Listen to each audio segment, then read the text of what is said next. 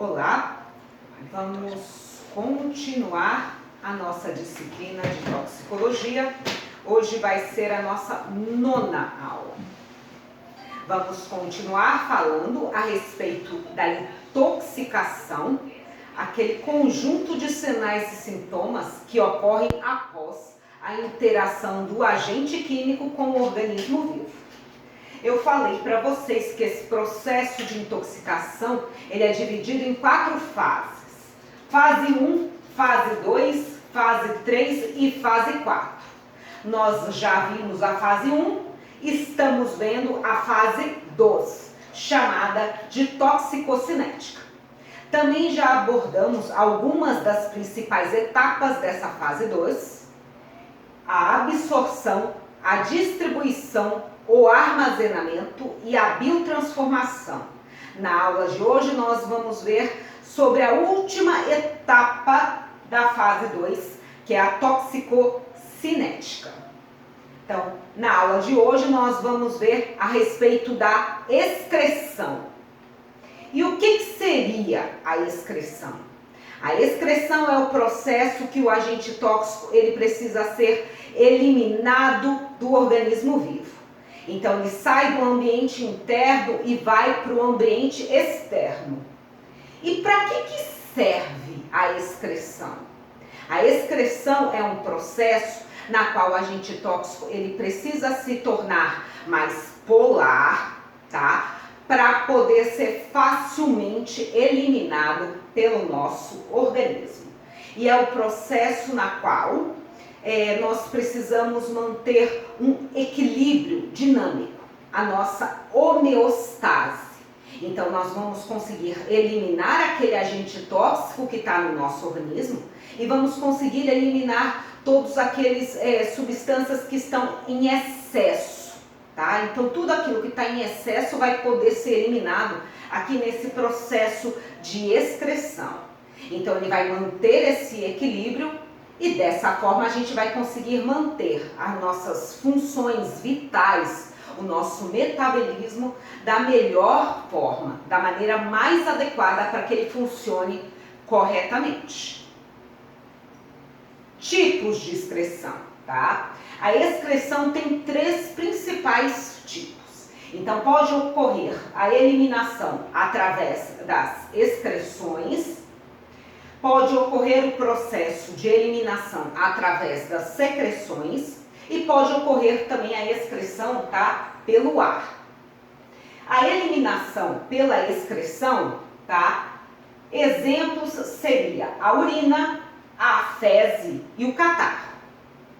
Já a eliminação através das secreções, exemplo seria a secreção biliar, a secreção sudorípara, a secreção lacrimal, a secreção gástrica, secreção salivar e a secreção láctea.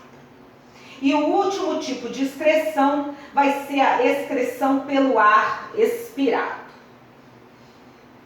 Vamos falar do mais importante tipo de excreção, que é a excreção urinária.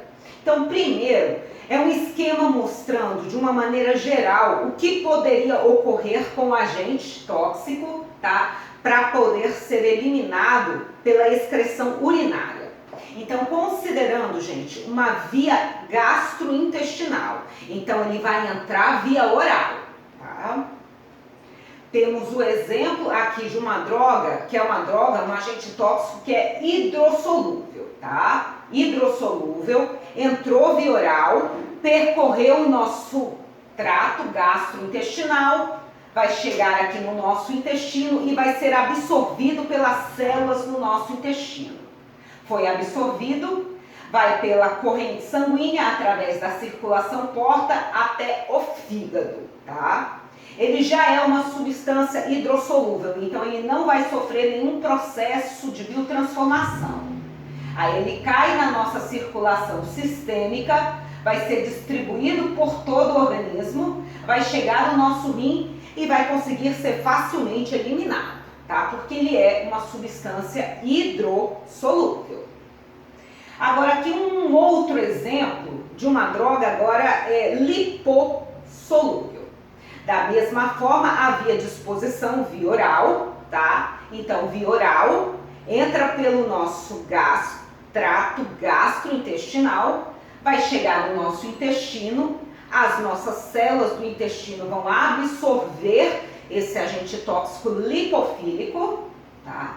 Ele vai atingir a nossa circulação, vai pela circulação porta até o fígado, não vai sofrer nenhuma modificação.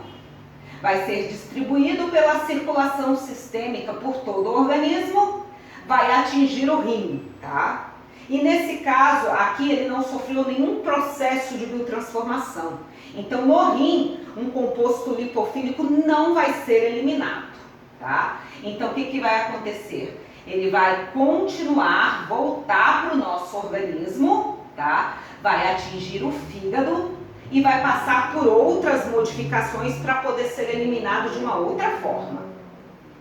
Outros exemplos que podem acontecer. Então, temos drogas lipofílicas, que também a via de exposição foi via oral, tá? Via oral foi pela boca, passou pelo nosso trato gastrointestinal, atingiu o nosso intestino e foi absorvido pelas células do nosso intestino. Vai pela circulação porta até o fígado. E aqui ele vai sofrer um processo de biotransformação, mas cerca de 50% vai ser biotransformado. Então vai resultar em elementos hidrofílicos e elementos lipofílicos. Ambos vão ser distribuídos pela circulação sistêmica por todo o nosso organismo, vai atingir o rim. Quando chegar no rim, um composto que é hidrossolúvel vai poder ser eliminado, mas aquele composto lipofílico vai retornar para a nossa circulação, tá? E vai para o fígado para poder sofrer alterações e ser excretado de uma outra forma.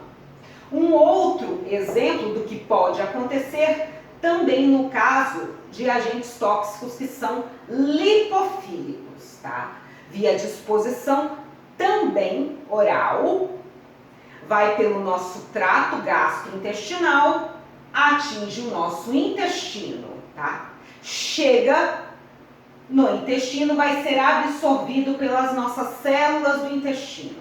Vai pela nossa circulação, porta até o fígado e vai sofrer modificação, tá? Modificação total, tá? Então vai ser formado 100% de compostos hidrofílicos.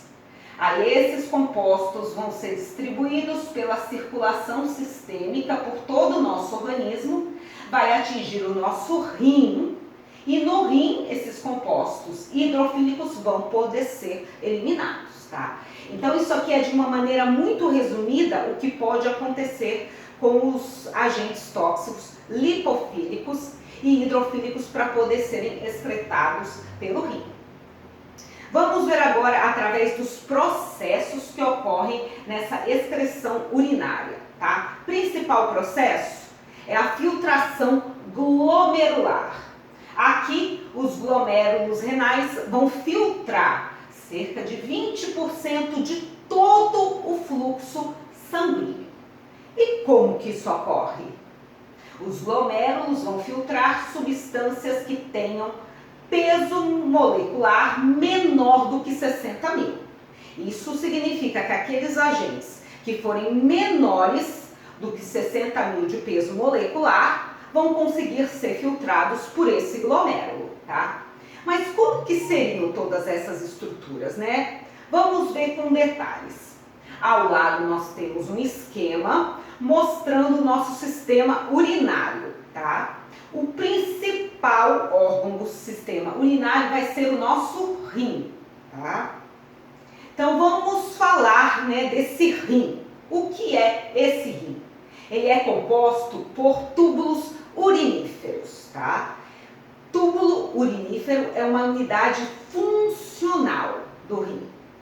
Cada túbulo urinífero vai poder ser dividido em duas regiões diferentes: o néfron e o túbulo coletor. O néfron ainda vai conseguir ser dividido em corpúsculo renal renal, em túbulo contorcido proximal, a parte espessa e a parte delgada da alça de Henle, e pelo túbulo contorcido distal. Ao lado nós temos um esquema mostrando então a região do rim, tá? Isso aqui é a região interna do rim que nós estamos vendo, que ele é composto por esses túbulos uriníferos, tá? O túbulo urinífero dividido em duas regiões, a região do tubo coletor, que é esse, e essa estrutura toda aqui, que é a região do néfron. No néfron nós vamos encontrar o corpúsculo renal, o túbulo contorcido proximal, a alça de Henle, o túbulo contorcido distal, tá? Então vamos ver agora com um pouquinho mais de detalhe a respeito desse corpúsculo renal. Então o corpúsculo renal, ele tem cerca de 200 micrômetros de diâmetro. Ele vai ser formado por um tufo de capilares, tá? Um aglomerado de capilares, tá? Que é chamado de glomérulo renal. E esse tufo de capilares, ele vai estar envolvido por uma cápsula, que é a cápsula de Bowman. Ao lado nós temos aqui a imagem desse corpúsculo renal, tá? Essa estrutura esférica com 200 micra de diâmetro. Tá? Ele vai ter no interior esse tufo de capilares, esse aglomerado de capilares, que é o glomérulo renal. E esse glomérulo renal vai estar envolvido por uma cápsula, que é a cápsula de Bowman. Essa cápsula de Bowman, ela contém 2 folhetos. Então, ela tem uma região interna que vai estar recobrindo, tá? Ela vai estar, tem ó, os glomérulos, tem a região interna da cápsula que vai recobrir o glomérulo. E tem um outro folheto, que é o folheto externo, que vai estar delimitando o corpúsculo renal. Então, o glomérulo renal, temos a cápsula, temos a face, o folheto interno da cápsula, que vai estar recobrindo esse glomérulo, e temos essa parte externa da cápsula, tá, que vai estar delimitando a estrutura. Entre esse folheto, que está recobrindo o glomérulo, e essa região mais externa, essa parede mais externa, vai haver a presença desse espaço capsular. Então, entre os 2 folhetos dessa cápsula de Bowman, tem esse espaço capsular. O que ocorre nesse corpúsculo, né? Então, no corpúsculo vai ocorrer a filtração glomerular. E como que ocorre esse processo? Como eu falei para vocês, dentro desse corpúsculo renal existem um glomérulo, aquele tufo de capilares, tá? Capilares arteriais, que vão atingir ali o glomérulo com uma pressão hidrostática de 45 milímetros de mercúrio, tá? O filtrato glomerular, ele vai ser formado pela pressão hidrostática do sangue, a pressão que vai chegar ali no glomérulo, e nós vamos ter a oposição da força da pressão osmótica dos coloides, então das proteínas que estão presentes no plasma do sangue, e vamos ter também, de maneira oposta, a pressão do líquido contido na cápsula de Bowman. Então vamos ver aqui nesse esquema, corpúsculo renal, tendo dentro esse glomérulo de capilar, tá? O sangue atinge esse glomérulo, tá? Com uma pressão de 45 milímetros de mercúrio, tá? Embaixo nós temos um outro esquema mostrando essa região do corpúsculo renal. Então aqui, ó, chega o sangue no glomérulo, pressão hidrostática de 45, tá? Que seriam as equivalentes a essas setas pretas. Mas de um outro lado, então no sentido oposto, nós vamos ter 2 pressões. A pressão osmótica, tá? que é de proteínas que estão presentes no plasma sanguíneo, e a pressão de líquido que está presente aqui na cápsula de Bowman. Então, de um lado, a pressão hidrostática, que são essas setas pretas, e de outro lado, ó, a pressão do líquido que está presente na cápsula e a pressão das proteínas que estão presentes no plasma, tá? O resultado: a pressão hidrostática nos capilares é de 45 e as forças que se opõem, elas somam 30, que é a soma daquela pressão das proteínas que estão presentes no sangue e a pressão da força do líquido que está ali na cápsula de Bowman. Então, temos uma no sentido e a outra no outro sentido. Então, fica 45 menos 30 para dar a força resultante, que vai ser a força de filtração de 15 milímetros de mercúrio, tá? O filtrado glomerular, então, após o processo de filtração, vai ser formado um filtrado glomerular que vai ter concentrações de cloreto, glicose, ureia, fosfato semelhantes à do plasma sanguíneo. Mas ele não contém o quê? Tá? Ele não vai ocorrer ali proteínas de alto peso molecular, tá? Então, apenas pequenas proteínas. Por exemplo, a albumina não vai ser encontrado nesse filtrado glomerular normalmente, porque ela é uma proteína muito grande para poder ser filtrada. Ao lado nós temos uma imagem, tá? Onde a gente tem, ó, as regiões, as fendas que existem, tá? Permitindo a filtração, tá? É por causa dessas fendas que estão presentes lá na membrana da cápsula, tá? Que vão permitir com que o sangue que chegue naquele glomérulo, tá? Naquele tufo de capilares, ele seja filtrado adequadamente, tá? Então, são essas fendas que vão permitir a filtração. Vamos continuar falando da excreção urinária, mas vamos falar a respeito dos outros processos. Eu acabei de descrever para vocês a respeito da filtração glomerular, que é um dos principais processos que ocorrem na excreção urinária. Mas nós também vamos conseguir encontrar a difusão tubular passiva, a secreção tubular ativa e a reabsorção ativa e passiva ao longo dos túbulos, tá? Então, vamos aqui continuar falando do segundo processo que é importante, que é a difusão tubular passiva. Aqui, substâncias lipossolúveis que estejam presentes nos capilares, que circundam os túbulos renais, podem atravessar a membrana por difusão passiva e vão cair no lúmen tubular, tá? Então, principalmente esse processo vai acontecer no túbulo distal, túbulo contorcido distal. Então, nós temos aqui, ó, o néfron, tá?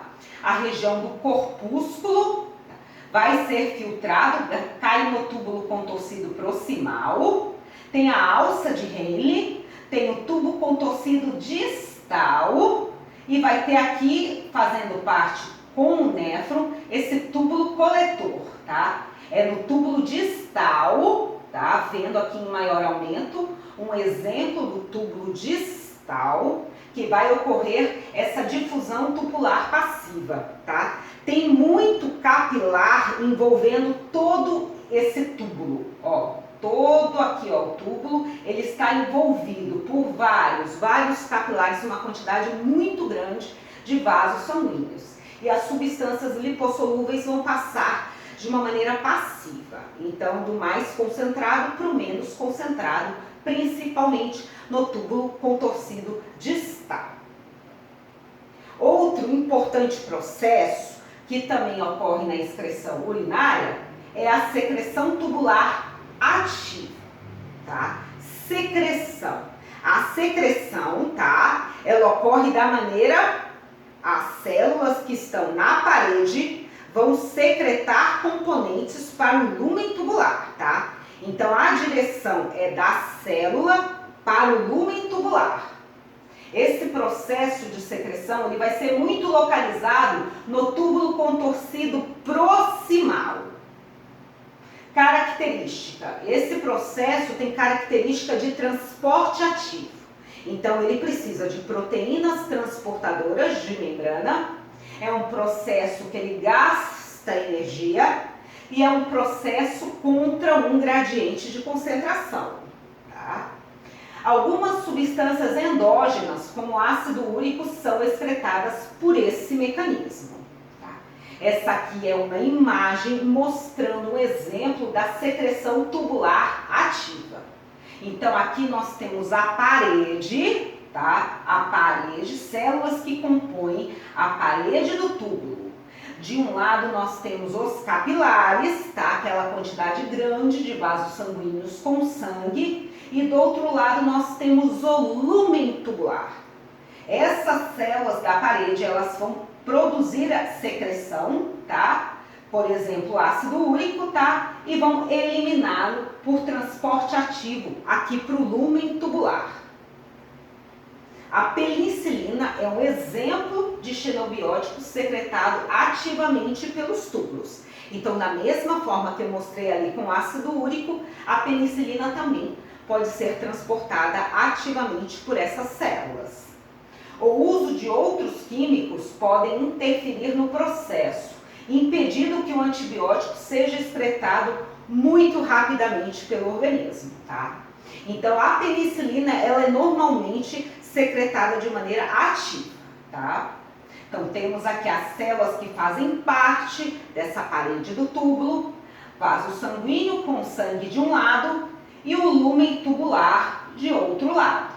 As células que estão aqui, tá? Elas normalmente vão secretar essa penicilina, mas alguns químicos eles podem atuar impedindo que a penicilina seja secretada ativamente para o lúmen tubular. Com isso, você faz com que ela mantenha-se por mais tempo no interior do organismo, então você impede que ela saia rapidamente. Quarto importante processo que ocorre na excreção urinária: a reabsorção ativa ou passiva através da membrana tubular. Então, as substâncias, após serem filtradas pelo glomérulos, podem ser reabsorvidas. Então, nós temos aqui o glomérulo, vai ocorrer a filtração glomerular, aí vai cair no túbulo contorcido proximal, tá? Ocorre o processo de reabsorção. Então, ele sai do lúmen tubular, sai da região do lúmen e volta para a célula da parede tubular. Então, a direção é oposta ao que ocorre normalmente na secreção, tá? Aqui é do lúmen para dentro da célula.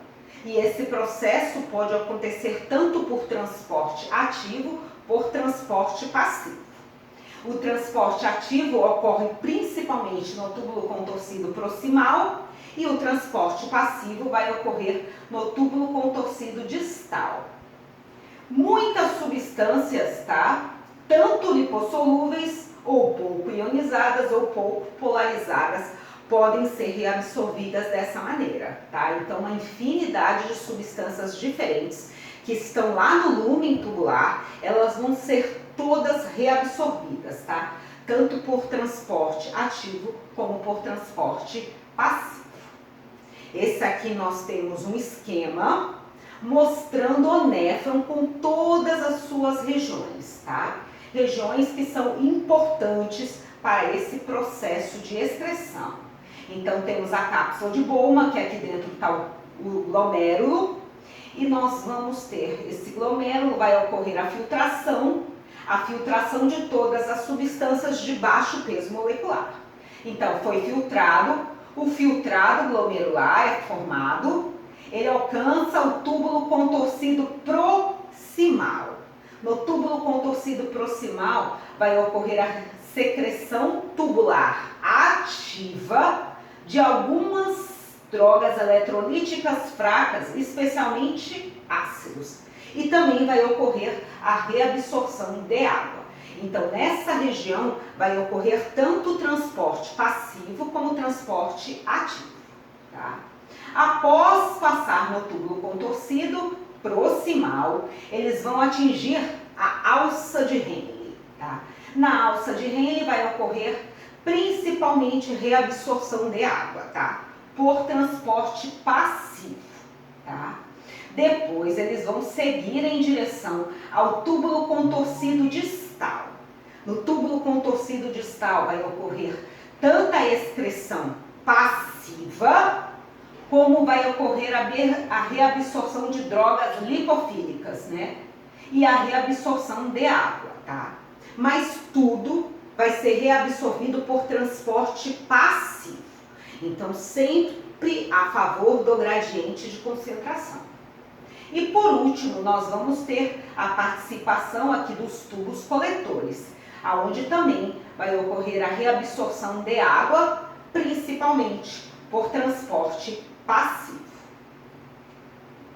Vamos ver com detalhes, gente, o que ocorre no túbulo contorcido proximal, tá? Ao longo do túbulo vai ocorrer uma infinidade de processos diferentes de reabsorção, tá? E moléculas específicas, elas vão ser reabsorvidas em determinadas partes, tá? Então vai ter região que a glicose vai ser reabsorvida, tem região que vai ser o sódio, tá? Então é diferente, tá? De uma maneira assim, bastante geral, eu vou explicar um pouquinho no túbulo contorcido proximal, tá? Mas nas outras regiões também ocorre esse processo de absorção de diferentes formas e moléculas diferentes, tá? No túbulo contorcido proximal, tá? Nós temos as células fazendo parte dessa parede.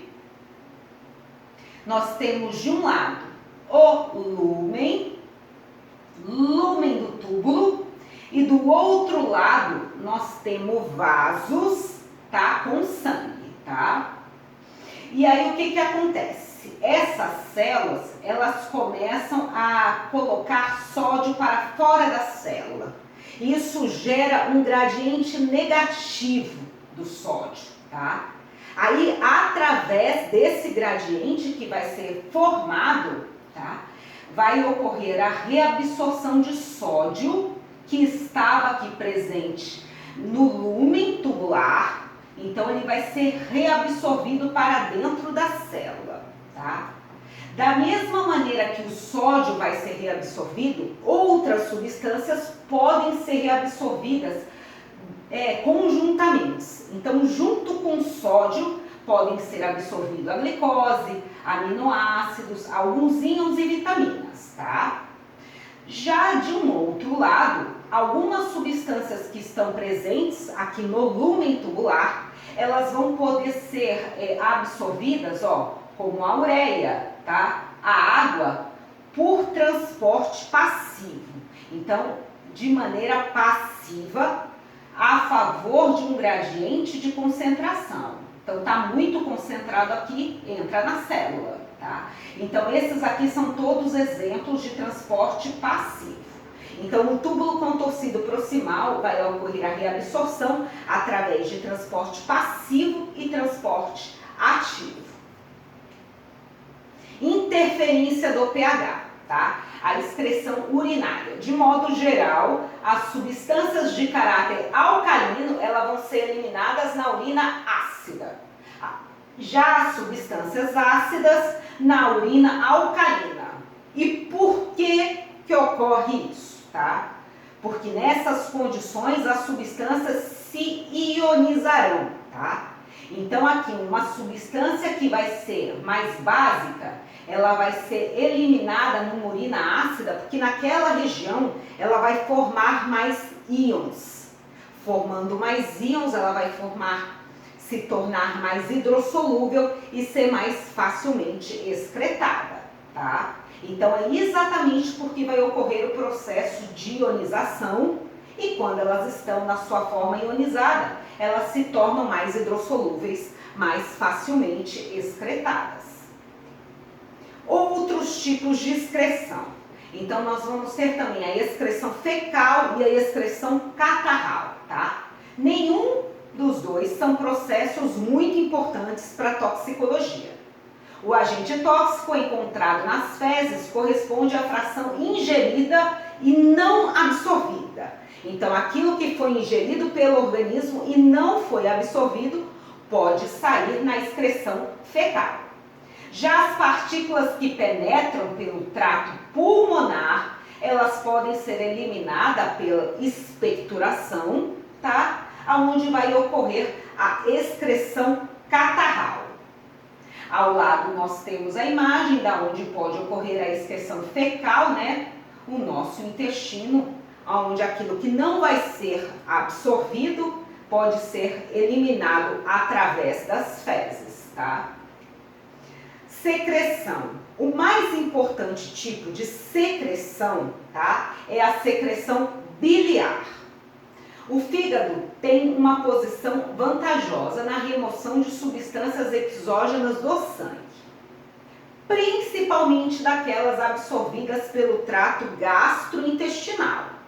Então, nós temos o nosso agente tóxico, ele entra via oral, passa pelo nosso trato gastrointestinal, vai chegar no nosso intestino, tá? E vai ser absorvido pelas nossas células do intestino.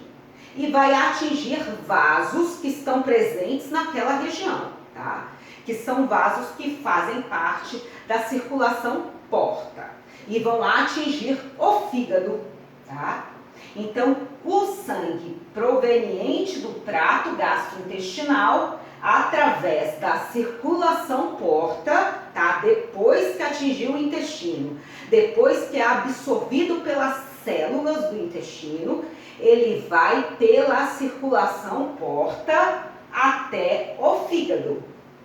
E nesse momento, ele vai poder ser biotransformado e mais tarde vai entrar na circulação sistêmica, tá?